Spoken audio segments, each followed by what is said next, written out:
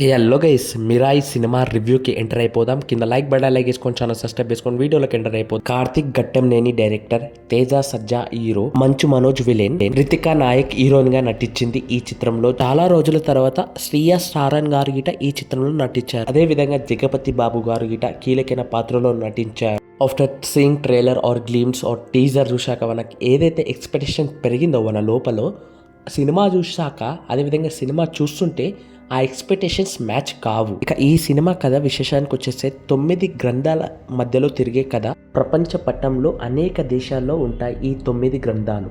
ఉన్న ప్రతి చోట కొంతమంది శక్తులు ఉన్న వ్యక్తులని వాళ్ళ శక్తులతో కాపాడుతుంటారు గ్రంథాలని. వారిని దాటుకొని ఒక్కొక్క గ్రంథాన్ని మన విలన్ ఎంచుకుంటుంటారు.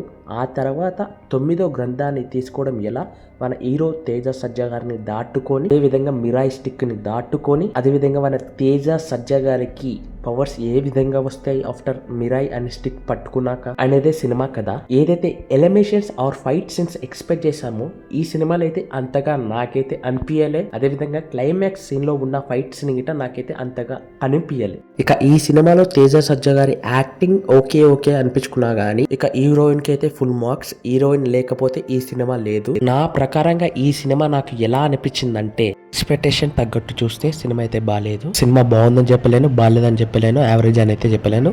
ఓవరాల్గా నా రివ్యూ మీ అందరికీ ఎలా అనిపించింది ఒక్కసారి కామెంట్ సెక్షన్ కామెంట్ చేస్తూ, అదేవిధంగా మన ఛానల్ సబ్స్క్రైబ్ చేసుకుని లైక్ చేసుకుని మరిన్ని అప్డేట్ చేసుకుని జై హింద్.